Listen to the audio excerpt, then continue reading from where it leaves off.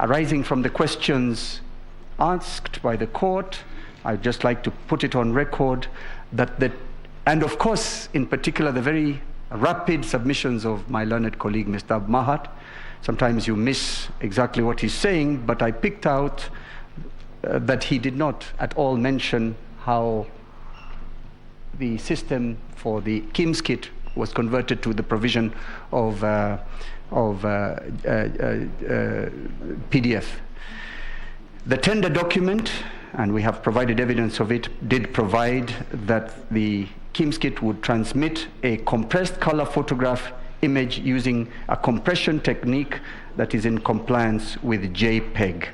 That requirement was never changed unless it was changed quietly, fraudulently, and with the sole intention of rigging the just concluded presidential election.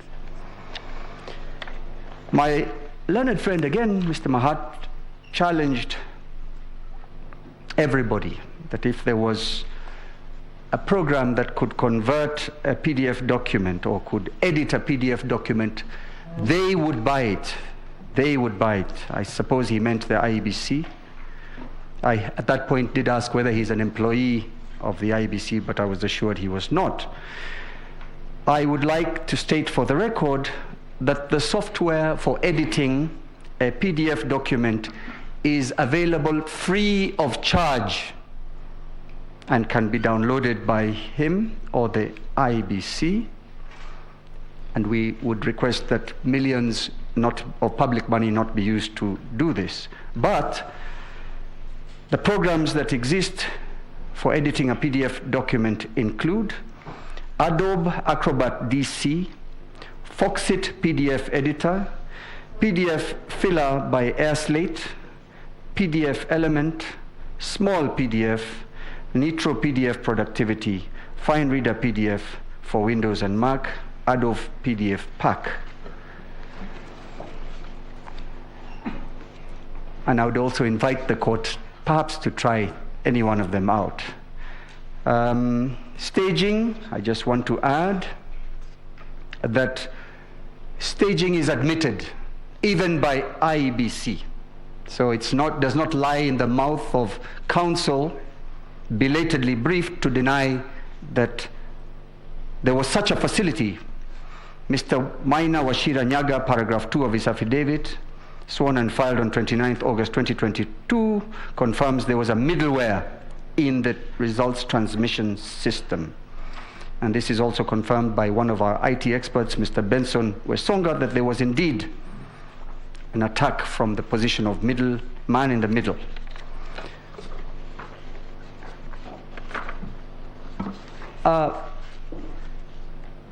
At page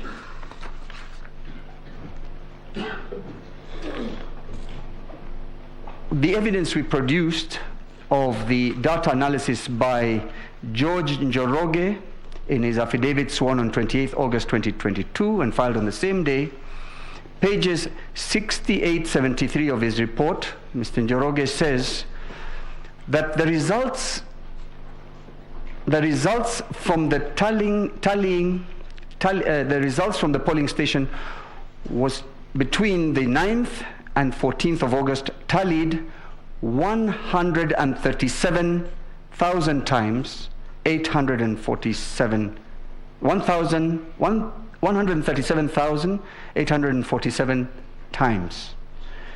On the 9th of August, 38,353. On the 10th, 35,000 times, 574. 11th, 16,291. 12th, 8,357. 13th August, 14,357. 4th August, 24,000 times, 897. This shows that numbers, the same numbers, were being brought back into the system from 34s, new 34s. Otherwise, and trying to find the magic number that would give the first respondent the win. Finally, I would like to make a few comments on the just concluded exercise. The the scrutiny exercise and state that very shortly that despite the good intentions of the court, the servers were not opened.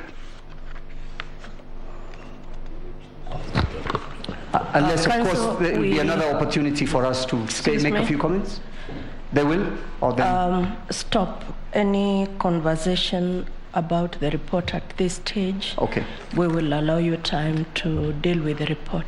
Okay. I want to say that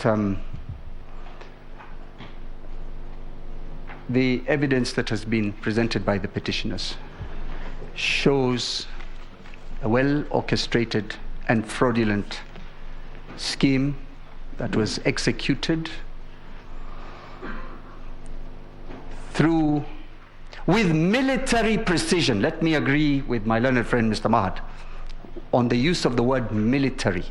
He says military grade, but I differ with him to say the rigging was executed with military precision, and given the evidence that has been availed, using expert, foreign, and I'm now using another military word, mercenaries engaged for that purpose.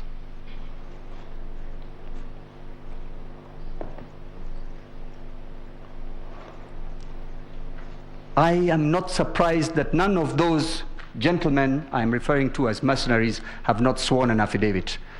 People like that disappear and leave the country to its own devices. By the grace of God, we have remained peaceful, and I pray that we continue to do so. And finally, I will yield the floor to my learned senior, Mr. James Ray.